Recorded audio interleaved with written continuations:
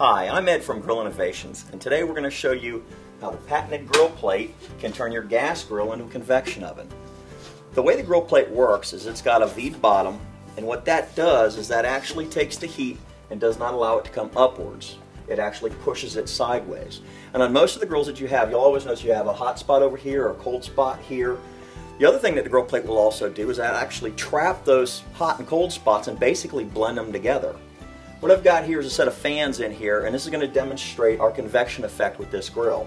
I'm going to turn this on, and as the heat would be rising, just like these fans are going to demonstrate, you see that these wheels, these pinwheels, aren't moving. They don't do anything. But as soon as I take this grill plate and put it down, what's going to happen is it'll take that rising heat and push it sideways so it goes up and around. The plate, since it's got the V on the bottom, there's an air pocket in here, so it's hollow. So that's going to stop anything from burning on this plate. But these little dimples here also increase the strength of the metal and decrease the surface area. So once you've baked, say, a turkey or a lasagna or au gratin potatoes or whatever you want, when you get done with that, you take it off, then you can cook something else. You'll go ahead and put whatever else you want on there. Now we're going to go ahead and demonstrate this. What I've done is I've already brought this grill up to temperature at 350 degrees. I'm going to take this plate, I'm going to lift it up, I'm going to set this down, and I'll take this lasagna, we're going to set this on here, and we're going to close the lid down. Now we do have a lot of people ask some different questions. Why doesn't whatever I'm cooking on the grill taste like the grill? I bought this grill because I like the flavor it gives me. Well, a very simple answer is when you're cooking steak or chicken or ribs and you've got your juices dripping down on your burners, that's what's giving you that smoke. If you bring your grill up to temperature, you scrub off the grates, and it's at 350, that's your baking temperature, there's no smoke coming off of it, you're not going to have that smoke flavor. Kind of like cooking a turkey in your oven. You do that for 10 hours and you pop a pie in afterwards, the pie doesn't taste like a turkey. Okay, the next question we get is, why the grill plate? Why is it so much different? I can try to do something with indirect baking. Well, there's a lot of things you can't do with indirect baking, such as au gratin potatoes or lasagna, because you can't get that temperature correct. Now when you've got the grill plate, when you set it down, you're going to do a couple different things. The easiest thing is time and temperature is going to be the same as your oven. There's no changes. So if it's supposed to bake at 3 hours at 350 degrees, that's 3 hours at 350 degrees. And another question we get is, how do you set your temperature on your grill? It's really easy. Basically, you've got the lid closed, you bring all your burners up on high. When you're watching your gauge, when it gets to the gauge, the temperature you want to work at, say 350 degrees, bring all your burners down on low.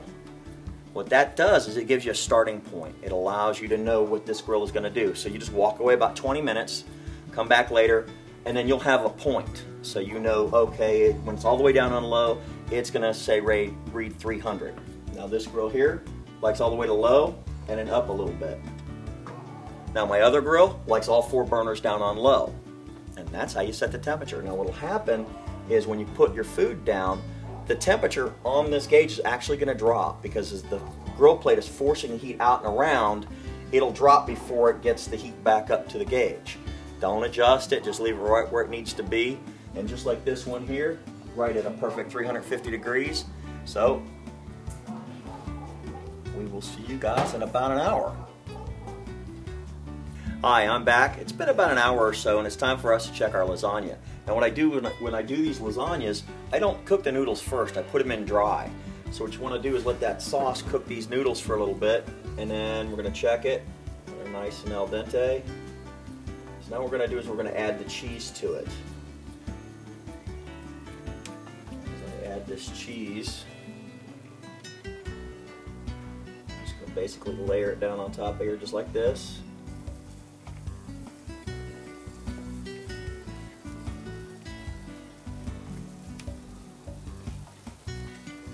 You guys like cheese, because I love cheese.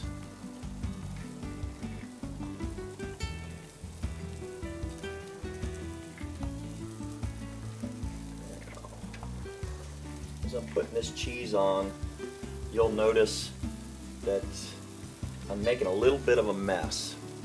And when I'm making this mess, what you can do to get away from this is you can put some aluminum foil down on the grill plate. As you can see, we've got a little bit of mess that was there. But I'm good at making a mess. But if you want to keep your grill plate clean, Use a little bit of aluminum foil, makes it a lot easier to clean up.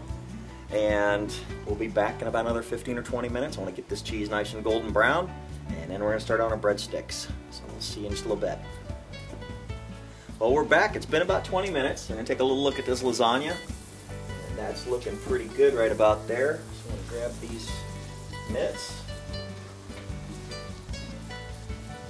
And try to lift this up so you can see the bottom. I wouldn't recommend doing this at home so you don't spill any hot lasagna on your head. There you go. No burns. I'm going to take this and set this right here. Something nice and pretty to look at. Here's my little bit of mess because of my forgetting the aluminum foil. Now we're just going to take our breadsticks and set them down. These are 10 to 14 minutes. A good suggestion is with convection effect, you want to come back and check them at about the 10-minute mark because it can cook a little bit quicker. So we'll see in about 10 minutes. Well, it's been about 10 minutes, and as we said, they got done right at the short time of this timer. So what we're going to do is we're going to take this, and let's take these breadsticks, and I'm going to set them right there. I'm going to set my lasagna over here so I get a little bit more room to play with. And now, we're going to do a carrot cake. Set that right on there. And we're going to play our little game again, and I'll see you in about 30 minutes again. Well, it's been about a half hour. I'm going to check this cake real quick.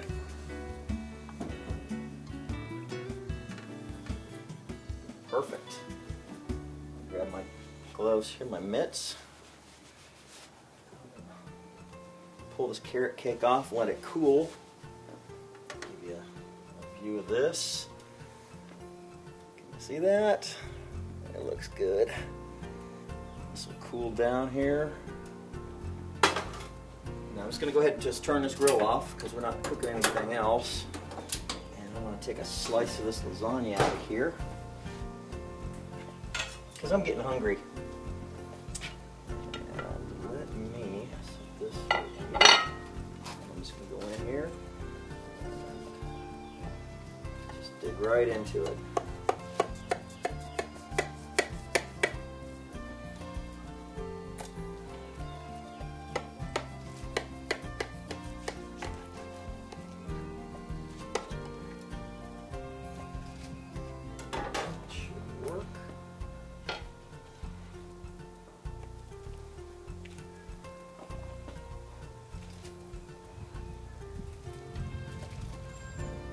Come on.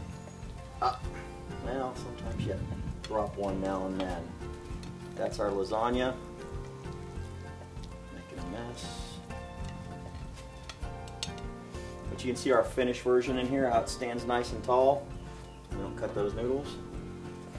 I'll grab a breadstick, and if you have any questions or anything at all, just send us an email at grillinnovations@aol.com. And thanks for your time.